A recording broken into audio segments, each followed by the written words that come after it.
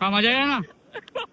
बहुत मजा आहे भाई, बहुत मजा आहे. आता आम्ही पण पुन्हा एकदा बालपण जगणार आहे आणि पुन्हा एकदा उंटावर बसणार आहे. तर अशा पद्धतीने आपण 10 रुपयाचं तिकीट काढून इथं उंट बघितलेले, घोडे बघितलेले आणि समुद्र बघितलेला आहे. इथं एवढं अप्रतिम काम केलेलं आहे प्रत्येक पिलर वरती. म्हणजे ते बघण्यासाठी तुम्हाला एक दिवस सुद्धा पुरायचं नाही. काय तर ताजमहल तुम्ही आश्चर्य देऊन बसले, जगातला 7वं आश्चर्य 8वं आश्चर्य. एकदा आमच्या धर्मातील मंदिराकडे एकदा येऊन बघा, तुम्हाला सगळ्या आश्चर्यांना भूल पडून जाईल. तुम्हाला इथं असे वेगवेगळे स्टॅच्यू, वेगवेगळ्या पेंटिंग्स अशा बघायला भेटतील. पण एक हिंदूंच्या कलेसाठी या मंदिराकडे अवश्य बघावं. ओ मॅडम, आमच्या उंटावर चालतो मी. तर नमस्कार मित्रांनो, जय श्रीराम. तर आज आम्ही आलो होतो गुजरात मध्ये सोमनाथ मंदिरामध्ये. खूप दिवसांपासून चाललो होतो इकडे यायचं म्हणून, पण आज तो योग भेटलाय. Bye bye. तर आज आम्ही आलो होतो सोमनाथ मंदिरामध्ये. तुम्हाला दाखवतो की आपल्या महाराष्ट्रातली मंदिर आपण बघतोच नेहमी, पण आता आज आपण गुजरात मधली मंदिर बघणार आहे. हे बघा, एक नंबर. सगळ्यात मेन म्हणजे इथं सगळी स्वच्छता महत्वाची, कारण की तुम्ही कुठं जरी आणि काही जरी बघितलं आणि किती जरी बारीक बघितलं तरी तुम्हाला एक कचरा दिसणार नाही. आणि सोमनाथ मंदिराचं एक वैशिष्ट्य अजून एक आहे, इथं जे पण कोणी येतात ते म्हणजे महादेवाच्या पाया तर पडतातच. इथं सोबत इथं सोमनाथ बीच सुद्धा आहे. म्हणजे हो, इथं म्हणजे समुद्र किनारा पण आहे आणि तो सुद्धा एकदम छान आहे. आणि तो खास कॅमल राईड साठी ओळखला जातो. म्हणजे तर कॅमल राईड्स वगैरे एकदम भारी भारी होत असतात. तर तुम्हाला आपण त्या पण दाखवण्याचा प्रयत्न करू, पण त्याआधी आपण आपल्या मंदिरात जाऊन पाया पडूयात.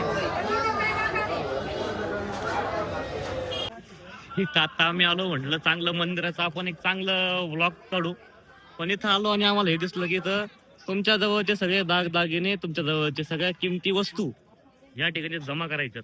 म्हणजे आता आज आपण आतमध्ये जाताना जसं आपण बालाजीला गेलो होतो, कोणताही फोन न घेता, कोणताही काहीच सोबत काही न ठेवता आपण मंदिरात जाऊन दर्शन करून येऊ आणि मग तुम्हाला आतला अनुभव सांगू. तर फायनली एक मोजून 5 ते 10 मिनिटांमध्ये आमचं दर्शन कंप्लीट झालं आणि आता जस्ट आम्ही दर्शन करूनच बाहेर आलोय. मागे पण मागे त्यांचा फोटो काढायचं काम चालू आहे. पण 5 ते 10 मिनिटाच्या दर्शनासाठी आम्ही कमीत कमी 40 ते 50 मिनिटं आतमध्ये घालवलेत. कारण की का घालवलेत? घालवलं नाही तर इन्व्हेस्ट केलेत. कारण की मला छत्रपती शिवाजी महाराज एक वाक्य आठवतं की जे पण लोक नास्तिक असतात किंवा ते जे लोक देवाला असे मानत नाही, त्यांच्यासाठी सुद्धा शिवाजी महाराजांनी एक वाक्य सांगितलं होतं की देव धर्मासाठी नाही, पण एक हिंदूंच्या कलेसाठी या मंदिराकडे अवश्य बघावं. कारण की हे असं दृश्य असल्यावर ना कोण नाही थांबणार आहे बघा. म्हणजे मंदिरामध्ये प्रत्येक कळस ना कळस, प्रत्येक पिलर अन पिलर एवढा नक्षीदार काम केलेलं आहे. म्हणजे तुम्ही नुसतं व्हिडिओमध्ये तुम्हाला काहीच समजू शकत नाही. त्यासाठी तुम्हाला इथे एकदा यावंच लागेल. जर तुम्ही साऊथ इंडियामध्ये जसं बारीक बारीक नक्षी बघतात किंवा एखाद्या लेणीमध्ये नक्षी बघतात, त्याच हिशोबाने ना इथं एवढं अप्रतिम काम केलेलं आहे प्रत्येक पिलर वरती. म्हणजे ते बघण्यासाठी तुम्हाला एक दिवस सुद्धा पुरायचं नाही.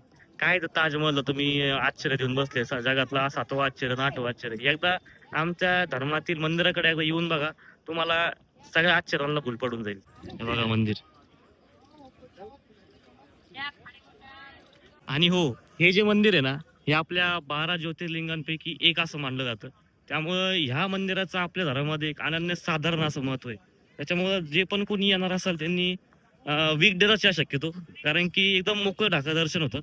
आणि तुम्हाला सॅटर्डे संडे तुम्हाला माहिती कशी गर्दी असते. म्हणजे आपण जसं जगन्नाथपुरीला बघतो का, म्हणजे जो झेंडा असतो तो विरुद्ध दिशेने फडकतो हवेच्या, तसंच सेम इथं आहे. बाकीच्या काळावरचे झेंडे सगळे बाजूने फडकतात, म्हणजे जसे हवेच्या दिशेने फडकतात. आणि एकच मंदिरावरचा एक मुख्य जो ध्वज आहे तो हवेच्या विरुद्ध दिशेने फडकत असतो. म्हणजे याच्या समोर सायन्स सुद्धा पीक आहे. हर हर महादेव. आता आपण इकडनं बाहेर पडतोय, पण जाता जाता सुद्धा आहे ना असं वळून वळून बघावं वाटतंय, कारण की मंदिरावरची नजर काय आपली हटतच नाही अजिबात. हे बघा, एवढं सुंदर कलाकृती असताना ना, आम्ही म्हणजे अक्षरशः सांगतो, आम्ही एक पिलर आणि पिलर बघत होतो. त्याच्यावरची कलाकृती म्हणा, त्याच्यावरचं डिझाईन म्हणा, म्हणजे प्रत्येक पिलरवरती, पिलरच्या स्टेप्स वरती वेगवेगळ्या प्रकारचे वेगवेगळे डिझाईन्स आहेत. तुम्ही इथं मंदिराच्या बाहेर आले ना, तुम्हाला इथं असे वेगवेगळे स्टॅच्यू, वेगवेगळ्या पेंटिंग्स अशा बघायला भेटतील. आणि सगळ्यात मेन म्हणजे काय, आता आपण हे सोमनाथ मंदिरात दर्शन घेतलं, आता आपण इकडे घेणार आहोत आपल्या समुद्र देवतेचं दर्शन. चला आता आपण जाऊया आता आपल्या बीच कडे. हाय ठीक आहे, घोडे घोडे का? ओके. एवढं इथं आता ऊन पडलं ना, रात्री आम्ही 8 वाजताच इथे एवढी भयानक थंडी पडली होती की म्हणजे परवा डायरेक्ट असं नोव्हेंबर डिसेंबर एवढी थंडी, पण आता दुपारी म्हणजे एकदम कडक ऊन, डायरेक्ट राजस्थान. म्हणजे आता समुद्र बघायला सुद्धा आपल्याला इथं तिकीट काढावं लागणार आहे, तिकीट. तर आता आपण 2,000चं तिकीट काढले मस्त की 5-5 10 रुपये असं. ठीक आहे, जर तुम्ही समुद्र जर स्वच्छ ठेवणार असेल, किनारे जर स्वच्छ असतील, तर हा तर तिकीट काढा सुद्धा आम्हाला काहीच अडचण नाही.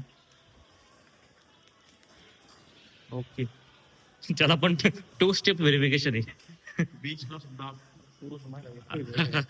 बीच कडे जाता जाता इथं मस्त एक मार्केट सुद्धा आहे, म्हणजे आपल्या महिलांसाठी लगेच इकडे जाता जाता लगेच इकडे घुसायचं.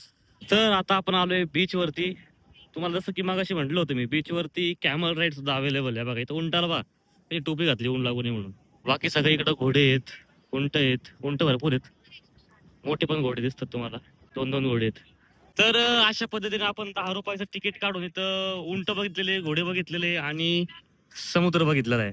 आणि सोबतच असं मी अपेक्षा केली होती थोडंसं क्लीन बीच असू शकतो, पण काय तिथं जनावर फिरतात, तिथं थोडस घाणीची आपण अपेक्षा केली तर काय वाईट ठरणार नाही. पण ठीक आहे, जास्त कचरा नाहीये, पण नीट आणि क्लीन बीच आहे, त्यात काही वादच नाही. आणि इथं बीच आणि आपण तिथं आता गेलो होतो ते तिकडं मंदिर आहे बघा. कुठे गेलं हे बघा मंदिर.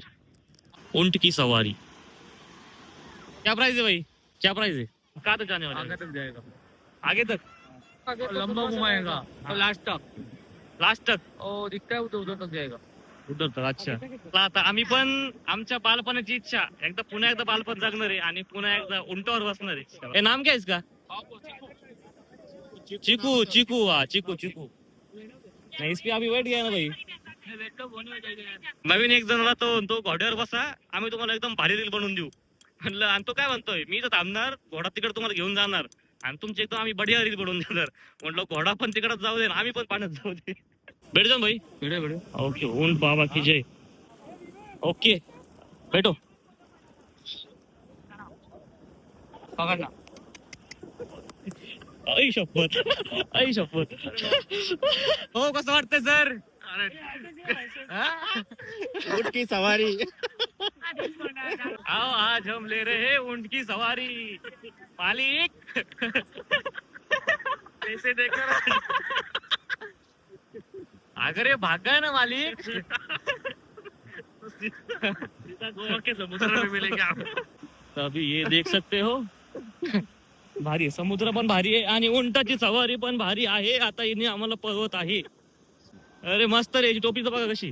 हा नाही नाही, हा छोटा ही कर दे, कोई दिक्कत नाही. ओ मॅडम, आमच्या उंटावर चालतो मी. सर मग पैसा वसूल झाला का? पैसा वसूल झाला, पैसा वसूल.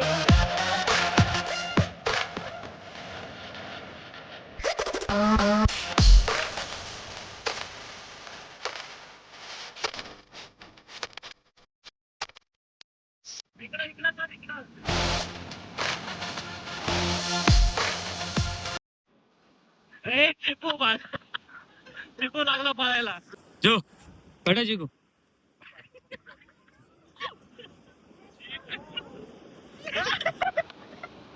हाँ मजा आया ना.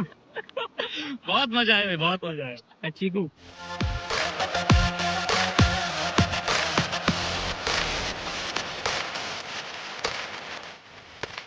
अभि आता या भावाने आपल्याला मस्त की उंटाची सवारी करून दिलेली एकदम चांगल्या प्रकारे. हे बघा, हा आपला चिकू होता आज आपल्या सोबत. तर कोणी पण जर स्वप्नात येणार असेल ना, तर उंटाची सवारी एकदा नक्की करा आणि तिथं आपल्याला असे भाऊ तर भेटतीलच. थँक्यू भाई. एकदम खतरनाक अशी उंटाची सवारी झालेली आहे. लगेच आपले घोड्यावाले पण आले होते, म्हटलं नको भाऊ, आता एकदाच जिरली, आता पाच झालं. हे बघा, चिकू पण गेला, चिकूचा भाऊ पण चालला. तर आता आपण आजचा व्हिडिओ स्टॉप करूयात, कारण की आता मस्तपैकी दर्शन झालं, मस्तपैकी बीच बघून झाला, मस्तपैकी उंटाची सवारी झाली. तर तुम्ही अजून पण आपल्या चॅनल लाईक केलं नसेल, सबस्क्राईब केलं नसेल, तर धपाधपा सबस्क्राईब करा आणि ह्या व्हिडिओला लाईक करा आणि हा व्हिडिओ जास्तीत जास्त लोकांपर्यंत शेअर करा, जे पण कोणी आपल्या स्वप्नात दर्शनला येणार असतील त्यांच्यासाठी. तर आपण भेटूयात पुन्हा अशाच एका नवीन व्हिडिओमध्ये. तोपर्यंत राम राम, हर हर महादेव. ओ मॅडम, आमच्या उंटावर चालतो मी.